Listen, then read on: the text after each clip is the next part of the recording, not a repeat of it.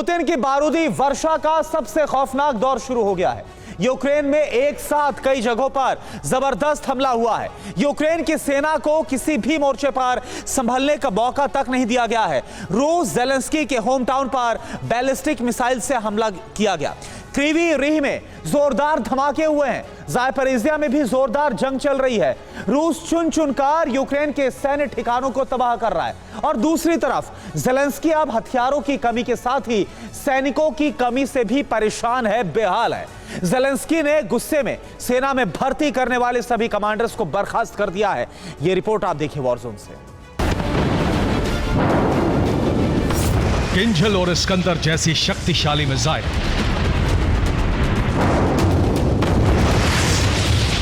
ओडैप 500 और फैब 500 जैसे घातक बम,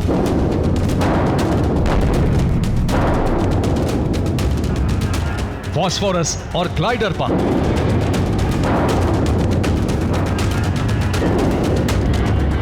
असॉल्ट राइफल की बुलेट से लेकर टैंक और MLRS, ऐसा कोई हथियार नहीं बचा जिसका इस्तेमाल यूक्रेन में ना हो रहा हो।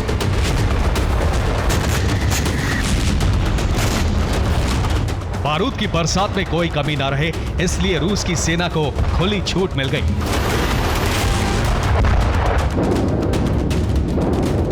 एरोस्पेस फोर्स पैराट्रूपर्स तक को पुतिन ने यूक्रेन को बर्बाद करने के मिशन में उतार दिया है।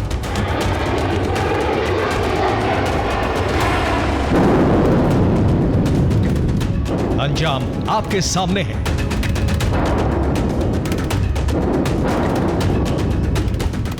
यूक्रेन के कई शहरों में रूस की सेना ने तबाही मचा दी है, लेकिन ज़ेलेंस्की को जख्म देने के लिए अब क्रीवी रीह को टारगेट किया गया है। यह वही शहर है जहां ज़ेलेंस्की का घर है। किसी अज्ञात जगह से रूस ने इसी तरह से एक बैलिस्टिक मिसाइल को लॉन्च किया और हवा को चीरती हुई भारी भरकम मिसाइल यूक्रेन की सीमा में दाखिल हुई।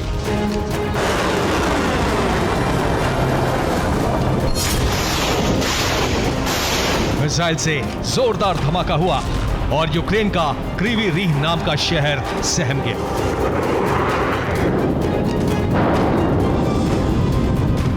धमाका क्रीवी रीह के निप्रोपेट्रोवस्क में हुआ। दावा है कि मिसाइल अटैक में किसी की मौत नहीं हुई। यूक्रेन ने क्रीवी रीह में हुए नुकसान का ब्यौरा भी नहीं दिया है।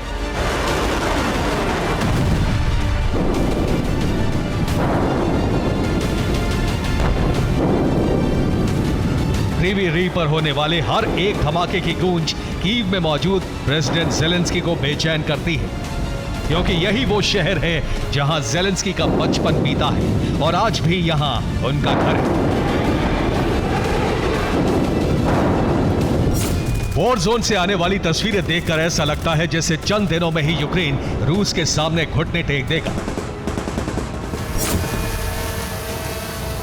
रूस के ताबड़तोड़ प्रहार को रोकने के लिए यूक्रेन अपनी ड्रोन पावर का इस्तेमाल कर रहा है। यूक्रेन के सैन्य ठिकानों को घेरने वाले रशियन टैंक्स की तलाश ड्रोन से की जा रही है। कामिकाज़े ड्रोन्स टैंकों से टकराकर धमाके कर रहे हैं, तो वहीं कई टैंकों को ग्रेनेड से निशाना बनाया जा रहा है।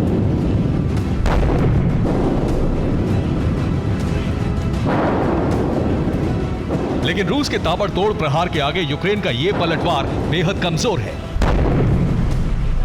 यूक्रेन पर रूस का ताबड़तोड़ हमला। यूक्रेन पर एक दिन में 80 से ज्यादा हमले हुए हैं। 24 घंटे में 49 MLRS अटैक किया गया है। 24 घंटे में रूस ने 33 बार एयर स्ट्राइक की है।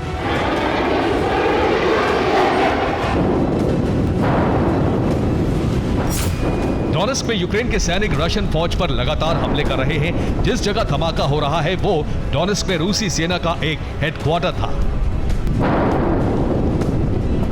रिपोर्ट के मुताबिक यूक्रेन की फौज ने इस इमारत पर ड्रोन से निगरानी रखी और हाई मार्च से निशाना साधा। यूक्रेन की फौज का एक निशाना तो चूक गया, लेकिन दूसरी कोशिश में रूसी सेना का मुख्यालय तबाह हो गया। बाखमुत में भी यूक्रेन की आर्मी संघर्ष कर रही है। यहां यूक्रेन की सेना ने कामिकाज़ी ड्रोन से T-90M टैंक को नष्ट कर दिया। रशियन टैंक जंगल के बीच सेफ जोन में मौजूद था, लेकिन यूक्रेन के ड्रोन कैमरे से बच नहीं सका।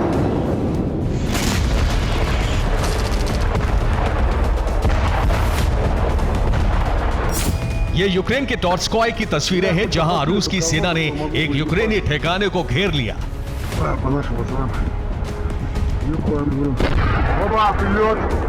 रूस के इस ऑपरेशन में यूक्रेन के एक कमांडर को सरेंडर करवाया गया, जबकि यूक्रेन के कई हथियार भी जब्त कर लिए गए।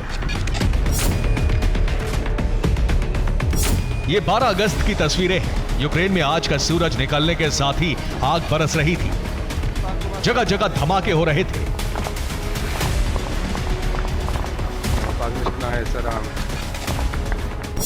रूस के ताबड़तोड़ हमले में यूक्रेन ने अपने कई सैनिक गंवा दिए हैं। यूक्रेन में सैनिकों की कमी को पूरा करने के लिए भर्ती अभियान चल रहा है, लेकिन लोग सेना में शामिल नहीं होना चाहते।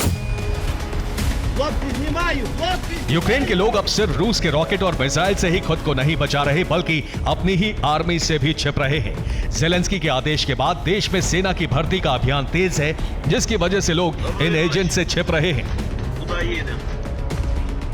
इन वीडियो से दावा है कि यूक्रेन की आर्मी लोगों को जबरन सेना में शामिल कर रही है, लेकिन जान गंवाने के डर से ये लोग युद्ध में शामिल नहीं होना चाहते।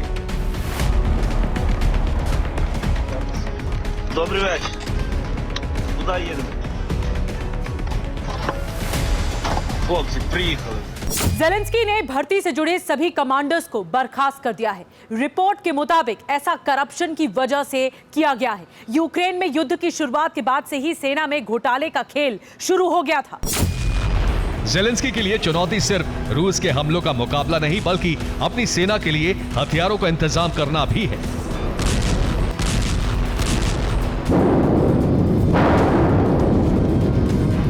नेटो देशों से आए स्टॉक अब खत्म होने वाले हैं, लेकिन किसी भी देश से कोई नई खेप नहीं आई है। सिर्फ हथियार ही नहीं, यूक्रेन में तैनात डिफेंस सिस्टम भी अब खाली हो चुके हैं। यूक्रेन के पास पर्याप्त मिसाइलें नहीं हैं। सैनिकों के लिए प्रोटेक्टिव गियर्स भी नहीं बचे हैं। लगातार हो रही मौतों की वजह से यूक्रेन की आर्मी का हौसला खत्म हो रहा है। बड़े पैमाने पर सैनिक सरेंडर करने लगे हैं। यूक्रेन तबाही की ओर है, लेकिन नेटो देशों से कोई बड़ा ऐलान नहीं हो रहा है। ऐसे में यूक्रेन के लिए इस युद्ध में ज्यादा समय तक टिके रहना मुमकिन नहीं लग रहा। Bureau report, TV9 Bharatvarsh.